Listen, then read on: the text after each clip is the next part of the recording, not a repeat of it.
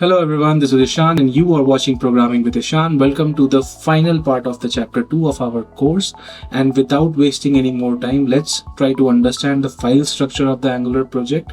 We will try to do that using the first Angular project which we created in our chapter 1. So let's get started.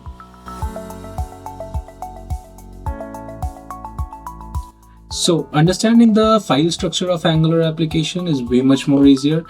Let's try to understand this with the first Angular app we created in our first chapter. Consider the folder first Angular app as the root directory of the Angular application. And when I say root directory, it means the place which Angular CLI, the command line interface, uses for setting up all the essential files that are required for your project to run, as well as the dependencies and tools to get managed, right? Now, to understand that better, let's divide the list of files and folders into two sections. So we will have a list of key files required by the Angular application, as well as the key folders that are involved in the Angular application. We'll first go with the key files and then we'll check the key folder section. Coming to the key file section, the most important file what we have in the root directory for the configuration setting and everything is the angular.json file. This is actually called as the main configuration file for the Angular application, which Angular CLI uses. It specifies the project settings. It also specifies the build configuration, the path to the asset folder of your application where you will put your image, icons, everything, style sheets, as well as the testing configurations. All these things are managed in the angular.json file. To understand it simply, you can just say angular.json file is the file which commands or controls the behavior of Angular CLI. Next one is the package.json file, and this file is responsible for managing all the project dependencies. This is a JSON file, as we said, as the name suggests as well, and it contains multiple objects like it contains scripts, dependencies, peer dependencies, etc. It basically contains a list of npm packages that are required by your project to run. And to make this simple, whenever you run an npm install command that is required for installing the dependencies, this command reads what all has to be installed from our package.json file only. So if you want to install something new, suppose you want to install some different version of Bootstrap, or you want to install PrimeNG, these kinds of third-party libraries in your application, you will be mentioning them in this file itself. Next to that is the package-lock.json file. So this file looks the exact version of the installed dependencies. So the difference between package.json file and package-lock.json file is that the package.json file is responsible for declaring the dependencies, whereas the package-lock.json file, it locks the exact dependency versions when it was initially installed. So whenever we are trying to do an npm install on a different system where the node modules has not been available, like where we have not installed the dependencies, at that moment it tries to first go to the package-lock.json file and validates the version. Then it takes the dependencies from package.json file and installs it. And if there is a change of version, it automatically updates the package-lock.json file. Right? So this was about the difference between package.json and package-lock.json file. Next to the log file, we have the tsconfig.json file.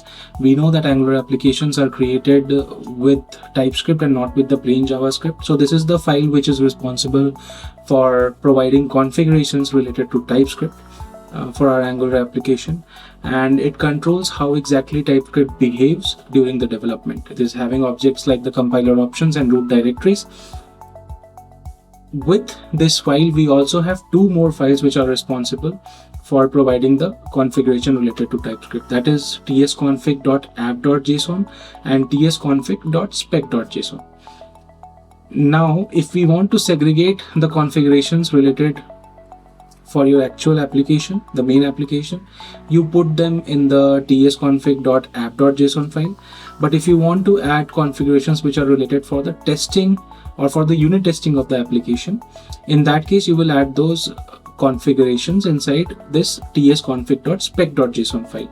So they provide a clear segregation between the configurations for your main application and between the unit testing of the application. Next, we have the karma.conf.js file. Karma is a unit testing tool and is a default unit testing tool for our Angular application.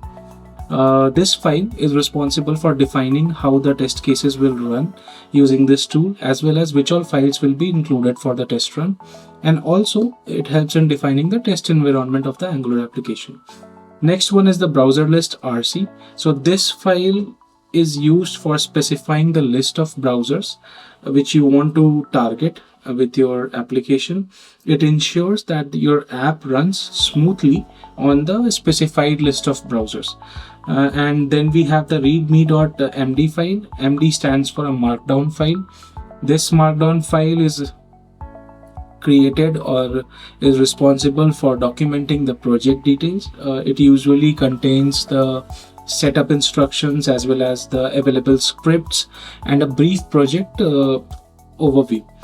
Next to that, we have two files, that is gitignore as well as editorconfig. Gitignore is responsible for the version control which you are using. So if suppose you are using a git as your version control, then this .gitignore file will help to mention those files which you do not want to push to your version control, because you don't want to push unnecessary or very large files. For example, the node modules folder contains list of all the dependencies which has been installed. Now you don't want to push that to your version control, and it can be easily installed on individual systems of the developers, right? So these files can be ignored while pushing your code to the version control. So that's what gitignore helps you. You can mention other files also which you want to ignore. And the editorconfig file, this is a configuration file that enforces consistent coding styles such as indentation, line endings, and character encoding. Now let's dive into the second section of our root directory, that is the key folders. And the first folder is the node modules. We already discussed about the usage of npm install to install the dependencies which it reads from the package.json file. But where exactly these dependencies are getting installed? So all the dependencies and the sub dependencies get installed into this node modules folder. And this can be easily deleted in your application because it can be recreated again using the same npm install command. And I also talked about not pushing this folder into the git, that is your version control, because these are very big files and it is not required to be moved to your version control systems, as it can be recreated, right? Next one is the end-to-end testing folder, that is the E2E folder. And the purpose of this folder is to contain the files and configurations required for the end-to-end testing of your application. Now we need to understand the difference between unit testing and end-to-end testing. Unit testing validates the correctness of an individual part of the Angular application, and Karma is commonly used for this purpose.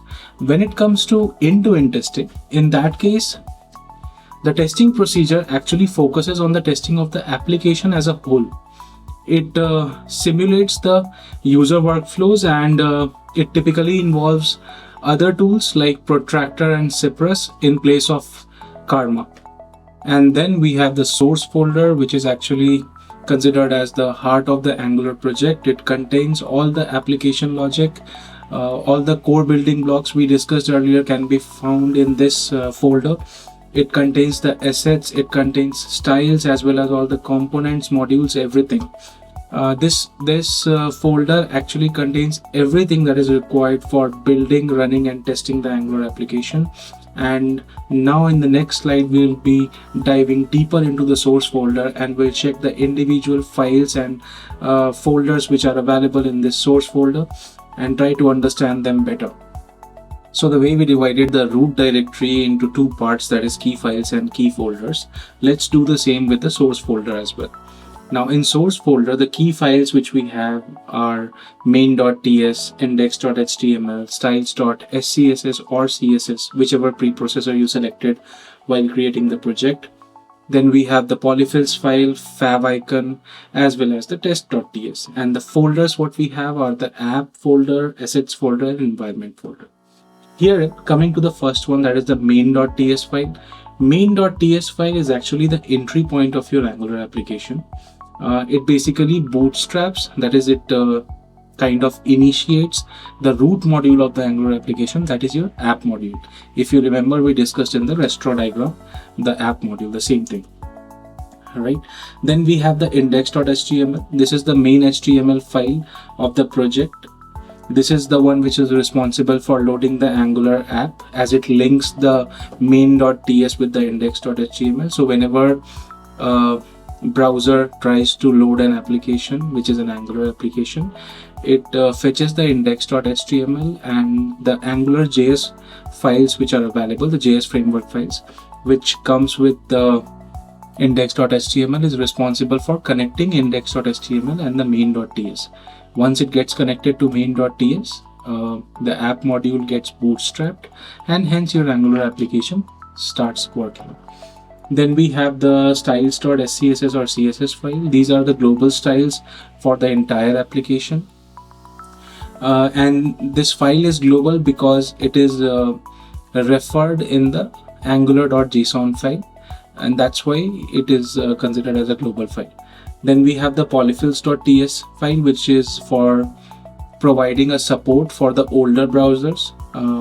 This includes code to ensure that the app works on browser that lack certain modern web features.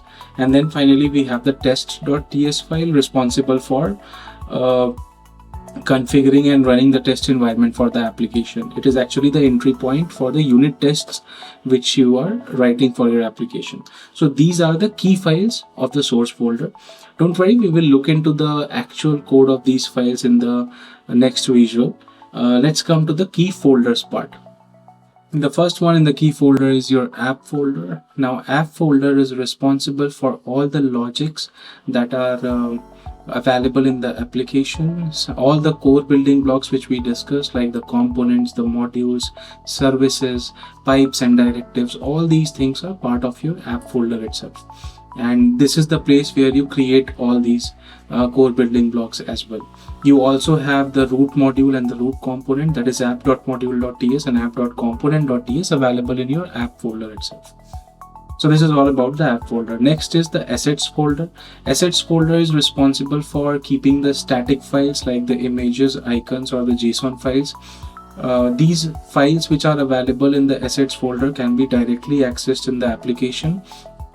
And why we can do that is because the angular.json is having a configuration available where we provide this assets folders path so that it can be accessed in the application throughout.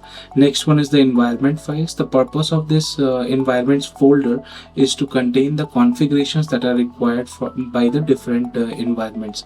For example, if you are working on a developer environment, you will have a different environment file, that is your environment.ts file. If you are on a production, you can have a environment.prod.ts file. Similarly, if there is a test environment in your organization, you can have an environment.test.ts. So these are the environment files which are contained in the environment folder, and the configurations to replace the files. For example, if you have hosted your application on a production server, so angular.json is having this configuration from where it replaces the environment.ts file with the environment.prod.ts file when you are trying to create a build for a production server. So all these configurations are maintained in the angular.json. So this is all about your key folders. Thank you so much for watching the video, guys. If you really enjoyed this video, please don't forget to like, share, and subscribe our channel and join this amazing community for getting more exciting updates. Also, we have launched this new group, that is Stackmaster Full Stack Dev, on LinkedIn. So you can connect with us there as well. You can connect with other people there and get latest information on full stack development. For more information, you can check the description below. See you guys in the next video. Bye-bye.